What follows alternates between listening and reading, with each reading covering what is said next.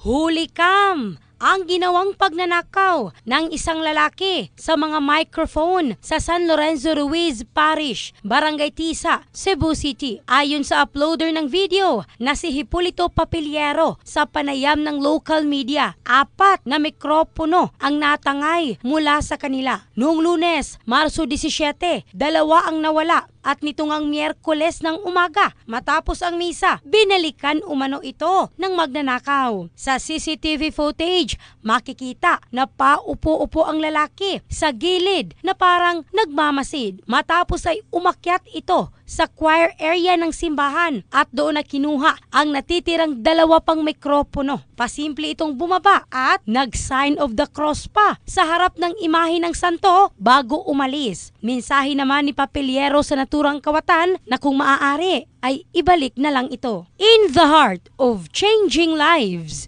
ito si Michelle Craste ng Brigada News Philippines, the Music News Authority.